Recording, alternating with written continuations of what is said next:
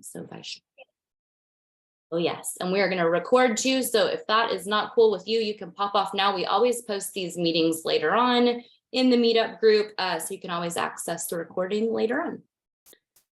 All right, and I will let Vaishnavi take it away. Thank you, Cassie. I hope I'm audible. Yeah. Yes, right. we can hear you. Thank you. So, hello everyone. Thank you so much for joining on a Thursday evening. And I'm excited to talk about microinteractions. Let me just quickly share my screen. So the way I've divided up this workshop is, or this session mostly is, first we'll talk about microinteractions, where to use them, how can you create them, and like where do you not use them maybe even. And then we'll jump on Figma to create some microinteractions of our own, how to navigate between two screens. There's gonna be like, we're gonna try to do two different kinds of microinteractions. So one of them would be very easy for all of us to try, especially for those of you who are new to Figma or UX design. And there's going to be a difficult one which you can follow along. I do have my starter files that you can use to get started on your own as well. So yeah, let's get started. Let me quickly share my screen.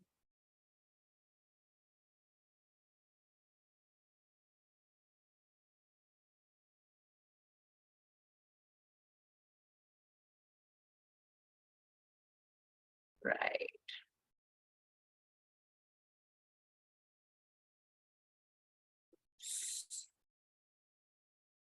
Right, there we go. Okay, so yeah, like I said, welcome to this session. It's time to prototype. Yeah, absolutely. So that there is a micro interaction that we'll talk about a bit. But before that, a little bit about me. I'm Vaishnavi. I'm a product designer and a Figma community advocate for the Austin City Group. And I'm also a graduate student at the University of Texas. I'm doing my master's in human computer interaction. I've taught like a couple of these sessions at UT as a TA. So I have like a lot of insights from those sessions, and I'm trying to like present a very improved version of this workshop here. But yeah, I'm open to any feedback, and I'm very active on Twitter. So if you want, we can connect there. I'll share my socials at the end of the session. So yeah, some logistics. Feel free to ask questions in the chat. I'll try to moderate the chat. We'll take up all of the questions towards the end, so that we have like some uniformity in the session. And I'll ask questions in between, so that you all don't feel too depressed, or like it's not monotonous and I'm talking at the entire time. So you all can jump into the chat and we can have a conversation on things. I'll ask you questions, you can ask me questions as well, and we can also follow along. If you don't want to do that, that's fine as well. But essentially, if you follow along, I have a starter file which you can use to do exactly what I'm doing. And I also have like a sort of a homework sort of a thing that you can try on your own, because sessions are just like, this session is just like a sort of an icebreaker on micro interactions, but you need to try things on your own in your own time to be able to master it if you want to. So I have like a step-by-step thing written on a Figma file, in the starter Figma file, and you can follow that to create your own micro interactions in your own time after the session as well. So let's think about like what are micro interactions. So a lot of you might already know, because that was the title of the session. So you might have some idea to invest in the session, invest your time in the session. So any ideas as to what are micro interactions, or like how or where examples of micro interactions that you've seen in your daily life, in your digital interfaces that you use on an everyday basis. So any question, any sort of ideas on that are welcome on the chat. Right, minor animations like in buttons or CTAs, checkboxes. That's right, absolutely. And I think this answer by Kira is pretty great. Small animations to provide feedback, because I think micro interactions are more about feedback that the system gives to the user while they're using or during their user experience. Something that hovers over and glows a little, sure. Yeah, I think even hovering is like hovering over objects is a type of micro interaction. And yeah, sure, daily life appliances, electrical appliances as well. When you turn on your power bank, it might like show you like a load or something. Or if you when you charge your phone, it shows you that, oh, charging, or like a small animation pops up. So those are like very simple examples of micro interaction that give you feedback on the action that you took from the system, so that you are informed that, okay, there's something happening and you're not like going crazy or something. So let's look at some examples. There are different kinds of micro interactions that we see every day. It's mostly just to have those subtle cues, so that the user is kept informed throughout the digital journey. So there are usually two different types of, mainly like two different types of micro interactions. One is user triggered, when you do something as a user and the system triggers something. And then there are system triggered animation micro interactions as well, which automatically happen after a certain point of time, or due to like maybe you received an email or something that is sort of a feedback from the system itself, something that it has done.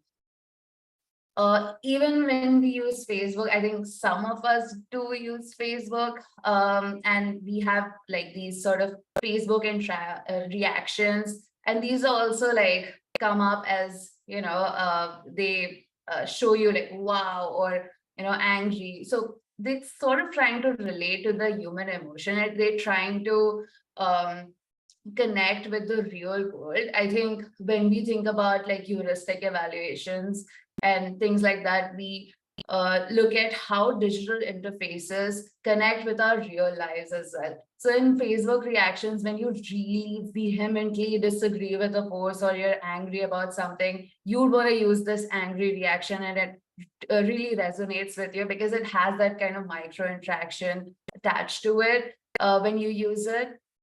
And even when you go on Twitter, I like Twitter, so oops, there's voice there too. But like you can like stuff on Twitter, and there's this bursty like animation, and that's also a micro interaction, and that gives some life to the digital interfaces that we interact with on a daily basis. So when and where to use micro interactions, and when and where not to. So I think the one major way we look at micro interactions is that they don't have to be in process. Right.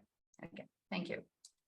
So micro interactions should be simple and intuitive. They shouldn't be too much in the face, and there's a little bit difference between animation and micro interactions. As the name suggests, they're micro and they're very subtle.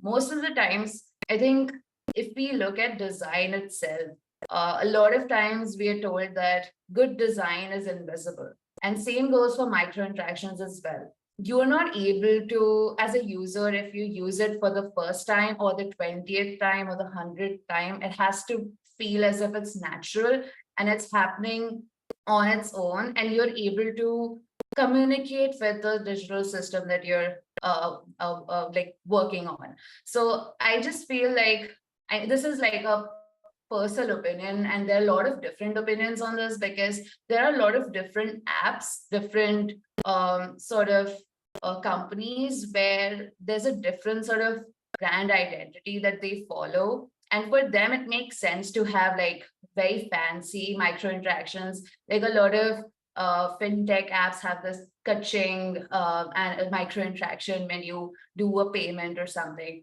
So all of that stuff could be really great for those kind of apps. But when it comes to like subtle apps, or like maybe something like Instagram, or something that is used on an everyday basis and by a lot of different people, and is not necessarily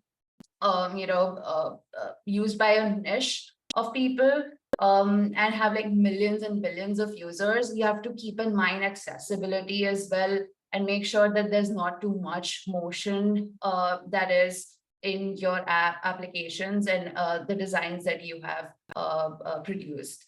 So they have to be simple, non-complex, and communicate with the user seamlessly. And I think this one is the best example of micro interactions, like switching from dark mode to light mode. So and how can you create your own micro interaction? So there are different kinds of tools that you can use. There's After Effects, Figma, XD, Adobe XD, Procreate, you name it. And right, Procreate, that's a different one, because I'll show you in just a moment how that works. But essentially, like, I think for the longest time, most people used After Effects to create these micro interactions if they wanted to. But Figma, with its increasingly great prototyping features, I think it has become much easier to create simple micro interactions using vector graphics, or like just your icons and stuff. And mostly the components and variants features, as well as the prototype features, which we'll get into just a bit. And XD, there are a lot of different things in XD, and I think they do offer a lot of options. But for the sake of this session, we'll just focus on Figma.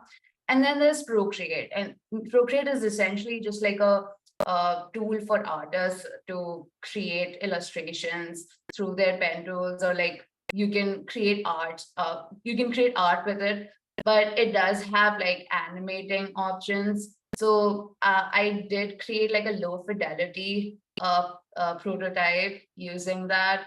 So here on this side, there's this sketch that I created on Procreate.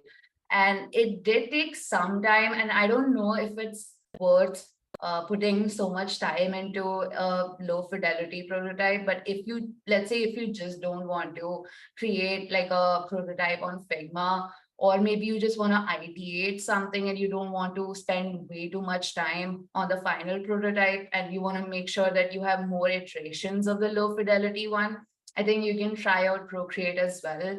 Especially if you're like a product manager or something. I think if you're not familiar with Figma that much, you can just draw it out and show how it's going to work out. So again, this is usually the sort of tech stack or the tools that you use for creating micro interactions, and they range from different levels. Like they can be very beginner friendly, or very small and subtle, in just from transitioning from one screen to another, to like having like a whole fancy loader animation where you're downloading stuff, or the kaching thing for fintech apps. There's also Rive that can be used to create animations that you can use directly in like for developers. It's a great option, because when I was a developer, I used to use the previous iteration of Rive.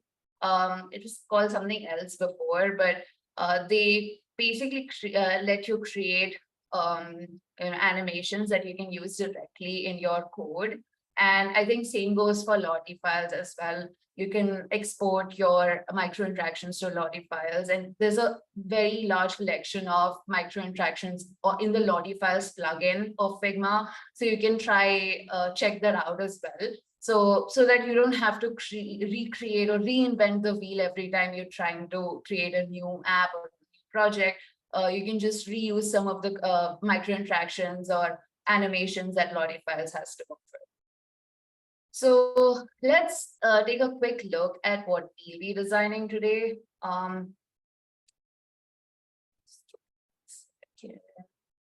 Zoom thing. Yeah. So the first thing is this. This is the fancy, smashy.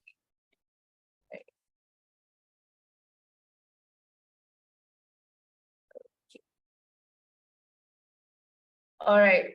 So this is the fancy micro interaction thing. Let me show you how it works.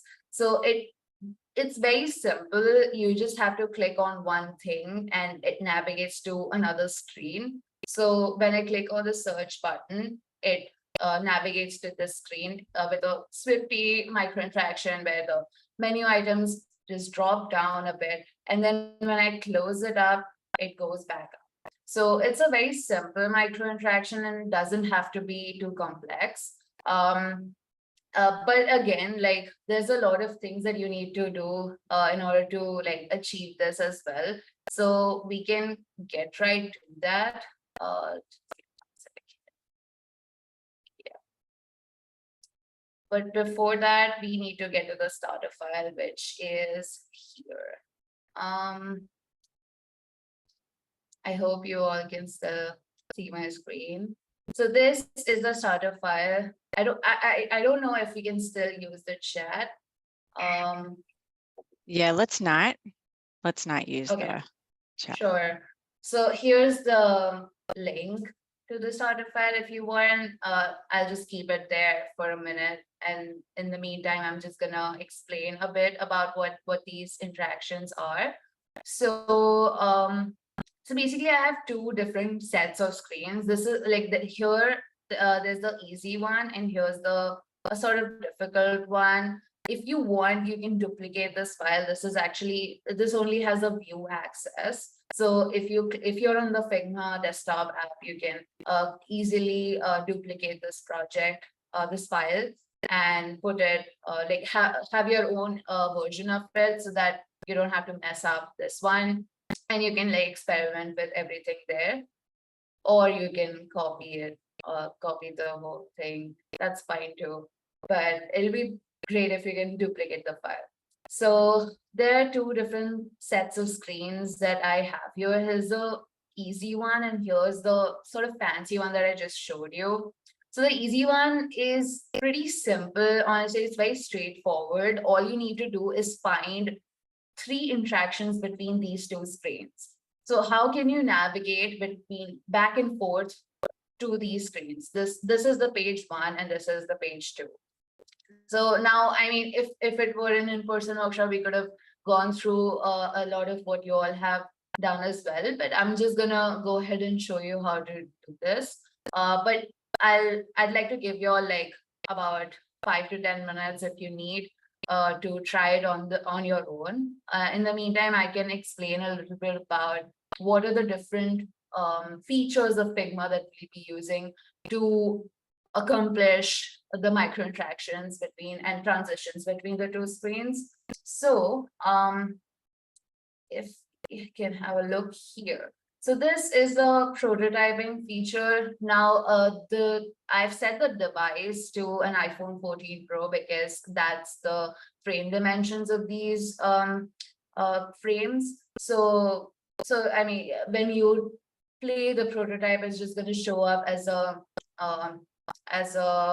phone, like a phone thingy around it. So that's up to you. And when you click on a particular page, you can set the flow starting point. So the way you do that is just by clicking on the plus button here, and you can add different interactions to it. So the way we add interactions is using the prototyping tool right here. So Let me see if I can maybe magnify this a bit. Yeah, I think I'm not sure if that's actually happening or not, but yeah, right here, you can click on interactions. So I want, not here, so I want to click on like maybe a specific, let me just duplicate this because it's like a lot of people here. Right, so we have this, and let me just remove the previously made interactions.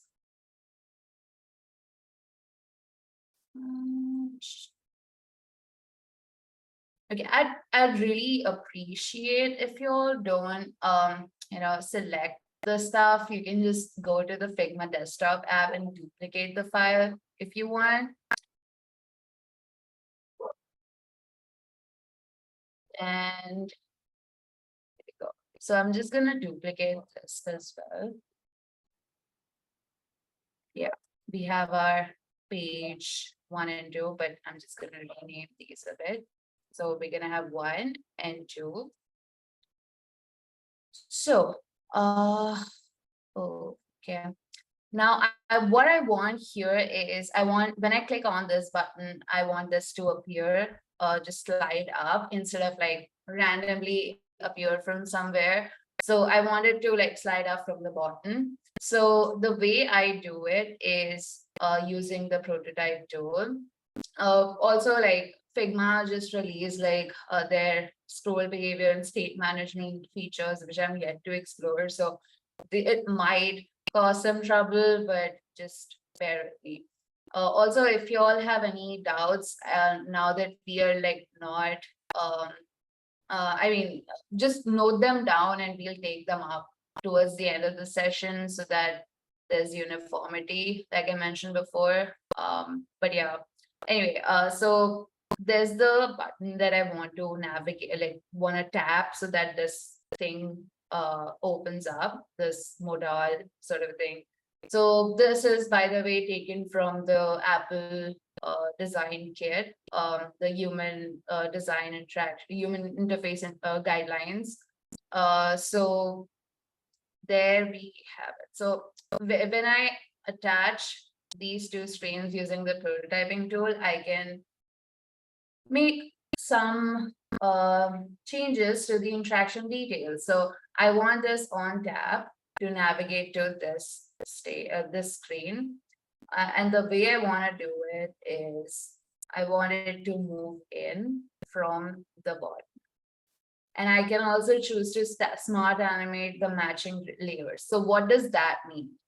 When I have two different screens in front of me, and I want to smart animate between the two so that they have like changes between the two, then I want to have both the components like both. So for an example here's a search icon and here's another one. Both of them should have the same name on the side. So this is again like search, and this also has the same name. So that when you navigate between these two states and you say smart animate, then it's gonna automatically have that smart animation for you, and you don't have to like make a lot of effort there. But a caveat to this is that sometimes Smart Animate does not behave the way you want it to. So it can be a bit tricky for developers to explain it to developers if it's like too fancy. So you should use it at your own risk, or like you should make sure that if you're using it, then you do know how to explain it to the devs if you're planning on actually converting this into an actual product. So that's just the warning there, but yeah, so that's the thing about micro interactions. You need to have like in both the screens, if you want to have that sort of animated effect or the macro interaction effect, you need to have both. You need to have the components on both the screens. So if I look at this component, it actually also exists on the screen, only that it's hidden inside of it. So I know that this might seem a bit tricky, but I'm just gonna get into it in a bit. But I just wanted to give you all some time to try out these things and try to explain what the prototyping tool looks like. And if you wanna create this a separate flow from everything else that is there on the screen, you just need to select this frame and create like add it as a flow starting point, and you can rename the flow as like the easy peasy one. So that there we go. Now, if I have this, I've already added this smart animation and like move in. And then I also want to like drag it down so that it goes back down. So the way I do that is I select this one, and I've already done it actually. So the interaction over here is on drag, you can go back. So what that means is you just go back to the previous screen when you drag it down. And there are different ways of doing this. You can also hide this thing over here, like I mentioned before, like smart animating between two screens. You can also do smart animate for this, but I think this is the easier version of it. If I go and play this now, yeah, there we go. And I can drag it down and goes back down. So there we have it. It's a very simple micro interaction. I know it might not even seem like a micro interaction. What you can also do is, change these icons up a bit, or you can have like, when we navigate from this one for step 1 to step 2, that sort of micro interactions, you can do all of that stuff as well if you want to in your own time. But just wanted to like showcase the prototyping tool of Figma, which you can use to create these micro interactions in the first place. So there we have it. I hope that y'all are like able to follow along. Another thing is that I do have like a step-by-step thing right here.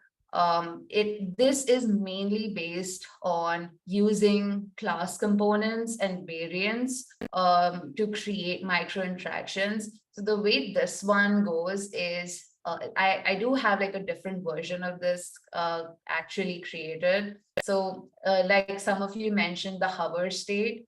And then when I click on this, there's a menu item that pops right down. And then I can hover on that. And if I click, it goes back out. I think most people won't even recognize it. Sometimes developers build this by default with their different packages that they use to code things up. But if you don't want to leave all of these small things to the developer, or if you want to do something different with these interactions, or more importantly, nowadays there are a lot of different no-code tools like Framer, where you can export your websites directly to Framer.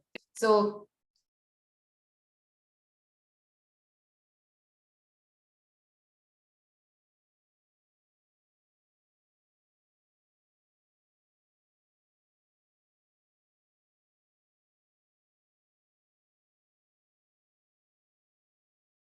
Uh-oh. You there? Yeah, I was gonna say, can you hear me still? Yeah, you're good. Okay, She everyone froze. else froze. recommend you all to check that out as well.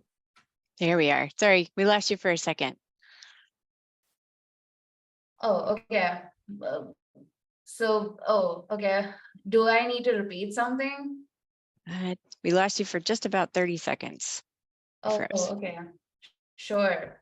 So in the last 30 seconds, I think I just talked about Framer and how you can convert your websites directly to Framer. And Framer also has a bunch of really cool interactions that you can use within the tool itself. And we can explore that if we need to in the Q&A session. And like we can just like go through it once. I have like a lot of websites on Framer, and I've exported many of them from Figma. So these micro interactions, if you create them on Figma itself, they can be very useful in those terms. So there we have it. So yeah, like this is mainly based on the class components, and I think I just showed you an example of it.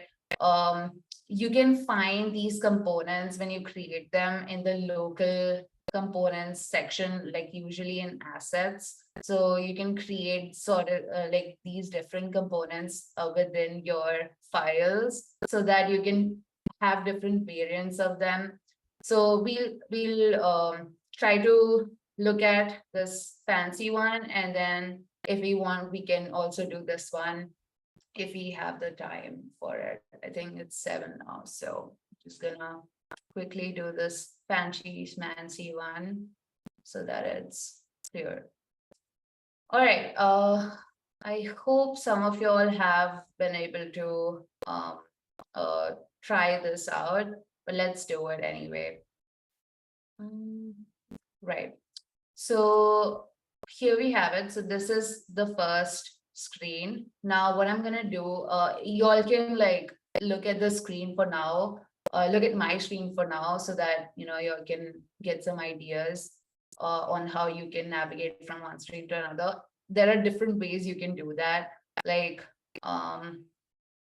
right. So what I want here is I want this button to disappear, obviously, and I want this search icon to come here, like to navigate from this end to this end, so that it navigates from this, navigates to this state. And then I want this cross thing to appear, maybe like, just circle around like that on the screen, and these menu items to fall down as the menu, like as the navigation bar or the top nav bar slides down. So in order to do all this, mostly you will need Smart Animate and you need like all of these elements to be present on both the screens and have the same name when you connect them. So the main interaction would be like the main trigger would be from here, because when I click or tap on this icon, then it navigates to the other state or the other screen. So I go from here to here. I have my interaction, which I can change. Yeah. So on tap, navigate to Smanchy. I don't want it to move in. I want it to come up from the top. And yeah, and Smart Animate matching layers. So I can do ease in, or I can do this gentle one. So all of these are based on like Bezier curves. That is a bit complicated. If you want to explore that, you can do that as well when you're like trying to create micro interactions. It basically determines the speed and the smoothness and the sort of latency with which your animation is moving, or like your icon is moving. And I wanna so let's do this. So move in from the top. Let me see if I have done it here. So right now I have this right here hidden. So if I look at my layers, I do have this group. And if I go to design, I have a second.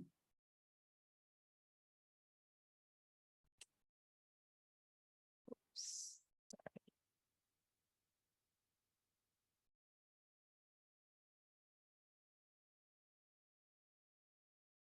Yeah, so I do have like this layer pass through of 0%. If I make it like 100%, it's gonna show up here. Like, so this is this smanchy icon, and you can like put it right here. You can make it its opacity 0. And then same goes for the group too. And I've kept it here. You can also keep it at different heights so that when it navigates from one page to the next, it can like fall in different positions. So if you have like this one, if you have the group 3 on top, it's gonna fall like these two will fall up from a higher position, and then the middle one is gonna fall off from like a lower height. So we can try that as well. But basically, the main thing is that the pass through is 0%. Even if you don't do that, that's fine too, because it's already hidden behind the navigation bar. So if you don't have the opacity set to 0, that should work too. There's another thing that you can do, which is the I button. You can also click on that and you can make it like invisible. So that works in the same way, but sometimes it gives some problems when you navigate from one screen to another, and it appears like very instantly instead of like smoothly in a micro interaction. So you can use that as well if you want to. And I want this to navigate here. So I've already done like all of these things. Now I also have this line thing here. Let me see. Yeah, I do have it. I've logged it, and I've sent it to back. I've aligned it to the backmost position on the frame. And same goes to for this vector. If you can see here, it's located at the back. So if I want, I can also turn it a bit so that it gives you that circular sort of navigation when it appears. And I think we're set. So if we go to prototype mode, it's gonna come up here. And most of the stuff we do, most of the settings that we have to change are here. And then when we come on the cross, we can navigate it back.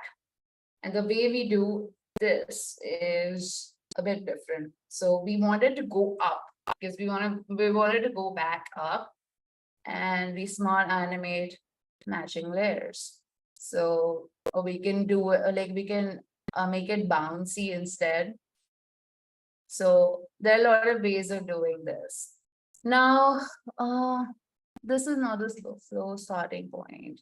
This is the one. So I'm just gonna set that. And we do have our interaction set. So if yeah, that goes for all the.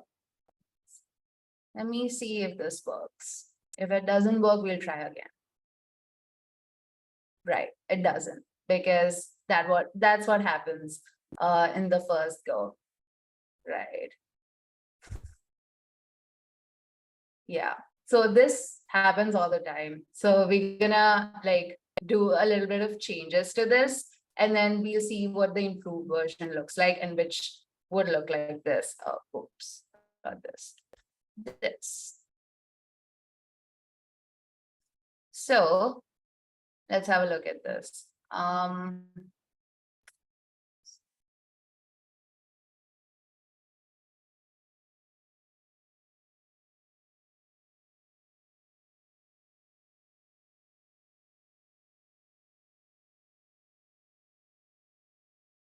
Files take some time loading. So this is a state 1 and this is a state 2. And here, if we go into the prototype mode, we can see how this is done. So if we click here, this navigates to state 2. Okay, all of this is there. And the way I've done this, if I go into the layers, I can see what is the difference between the two.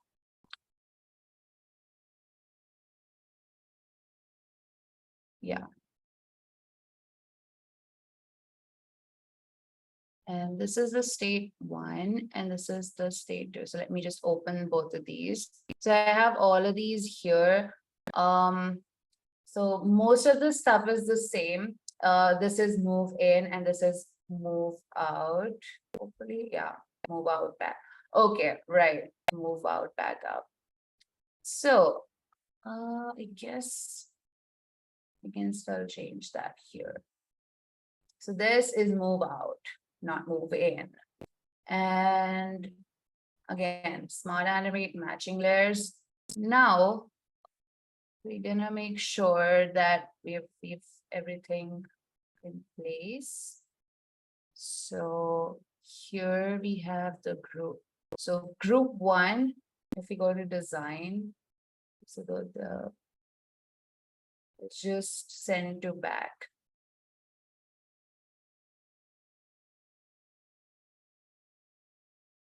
Yeah, so the opacity is 0 on all 3. And when we look at the back button over here, is just center back, right? Hopefully it works. So I'm just gonna lock these up, make the opacity. Oh, I think I set the opacity back to 100. Wait, no, I didn't do that. I have all the opacities, right? And hopefully it works now. If it doesn't, it's fine too. Let me see.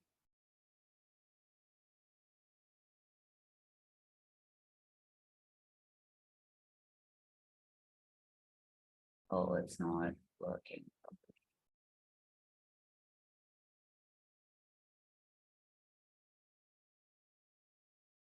Okay, got it.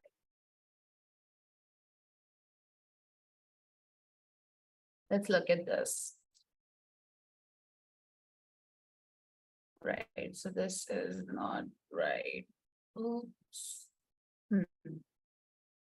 So most of the stuff actually lies in the way we hide the components. So I think it's a bit neater here. So let's look at this. So the line opacity, I think the line's opacity is set wrong in the other case. It's locked for both. Yes.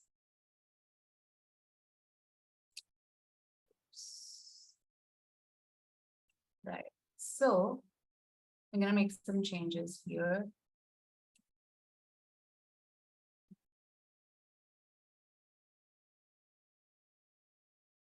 Oh, we don't have this. Oh, okay. I think let me just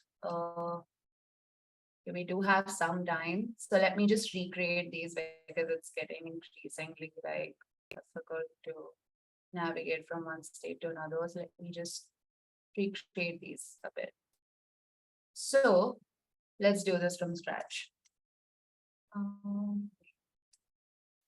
can take a phone, iPhone 14. Let's do it. You can also look at the result state page and see how the microinteraction is done. So there we have this thing. We have the we have the search bar and the back button. That's kind of weird. The designers, you know, stuff. Anyway, so this the fancy smashy thing up top here.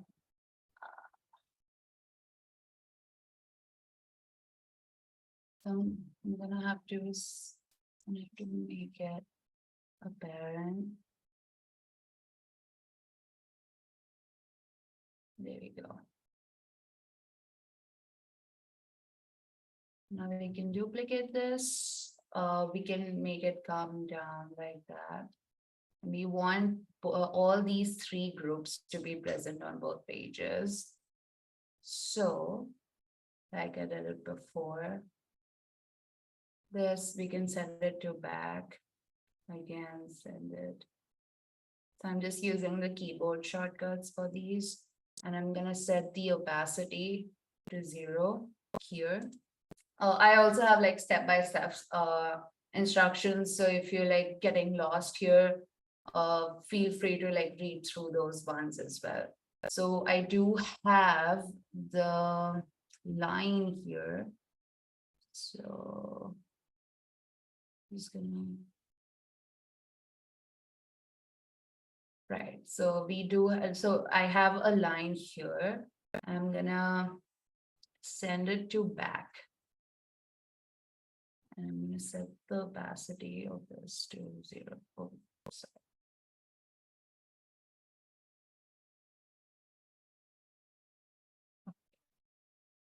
Just gonna send it to back. Yeah, so that's invisible. And it should be there on both pages. So we do have this fancy thing on the other page as well. So we just need to send it to back and lock it up at the back. And then we have these 3 menu items. We can paste here.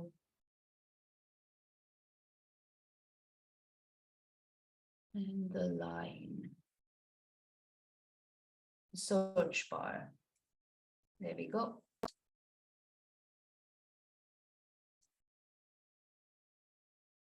So I think we have most of the stuff in order.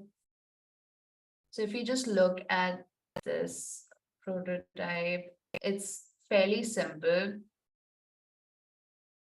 in terms of the interaction details, but like that's why I said, like when it comes to creating like these small interactions, there might be like a small issue in the way you hid your icons in one page and the other, and that's why it's going to mess up the whole interaction, even if you like do it exactly the way it has been done. So hopefully this, I mean, I've done this like very quickly, and I don't know if it's gonna work at all, but hopefully it does. So we do have this to still take care of. Oh my God.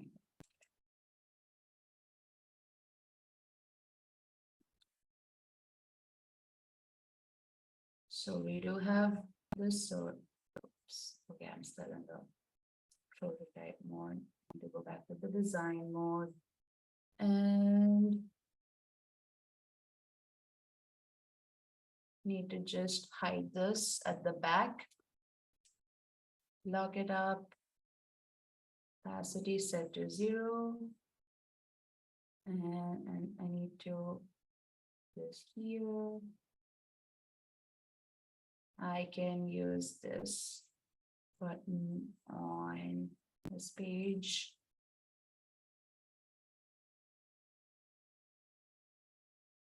And oh, I think I hit it at the back, but let me see. Let me see if this works.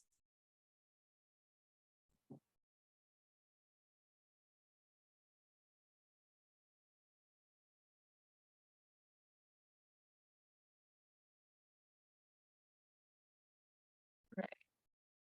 It does. Oops.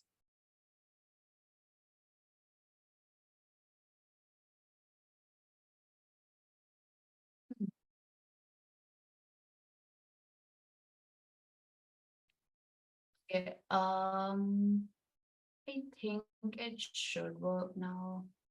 I just need to like attach these interactions now. So like, let's start.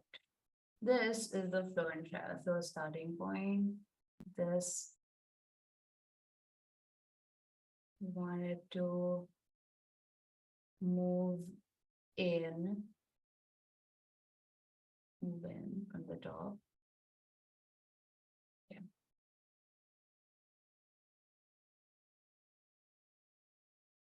And this I'm gonna move out.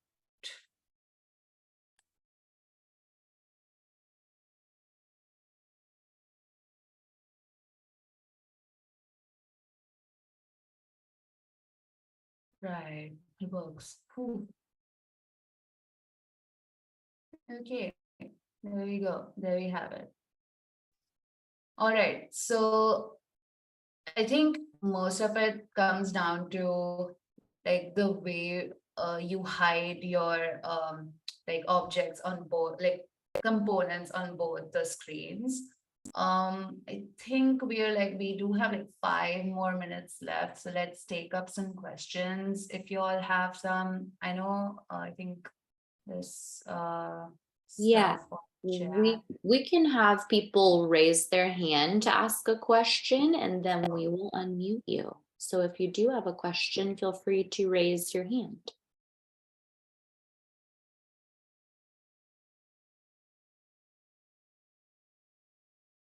Looks like there's one in the chat. Jessica asks, can developers get the code for the interaction from inspect the same way they do the rest of the design? No, so they don't.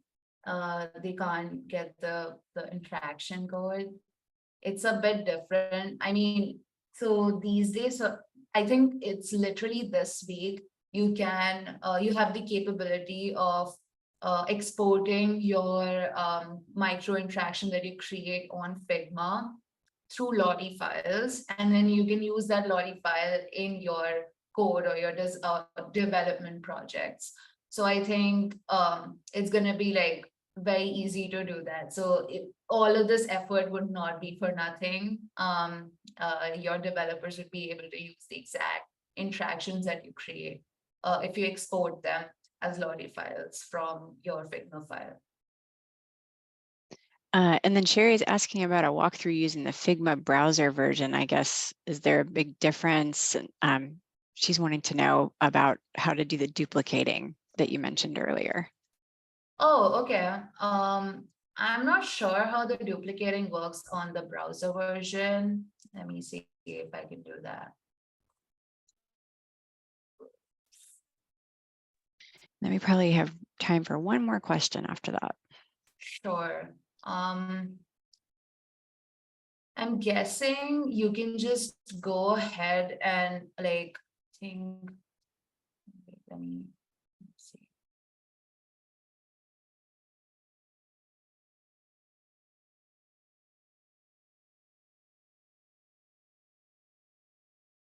Yeah, I think it's the same. Yeah, sure. So if you click on this top icon right here and go to duplicate, that's it. That's how you duplicate on the desktop version as well as on the browser versions. There's no difference. There used to be a difference. That's why I was mentioning like the desktop version time and time again. So I think it's the same. So I'm going to ask for Kim, could you change the order of animation in Figma? For example, drops first, fancy drops second, and then schmancy drops third? Yeah, you can do that. So I think what you're asking is like you want it to drop the other way, right?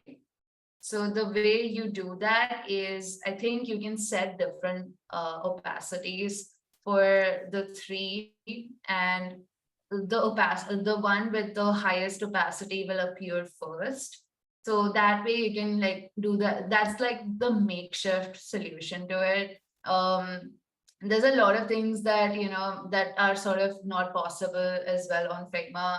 It's a bit difficult to like do the reverse version of the same thing because you're basically using Smart Animate to do all of this stuff. So Smart Animate is just smart animating it, and you're not actually doing it on your own. Figma is doing it for you. So it's just a bit tricky. I think it's all based on the way you arrange your components and their opacities, the way you hide them, and the way like how the layers are ordered. So if it's to on the front hand side, then it might appear first. So it all depends on Smart Animate, and it's a bit unpredictable, like I mentioned before as well. So you need to be able to like predict it a bit, and you're gonna have to like spend some time in this to be able to like make sense of it. So Awesome. Okay, I think we are just about out of time. It is 7:30. So thank you so much to you, Vaishnavi. Really, really interesting stuff to watch.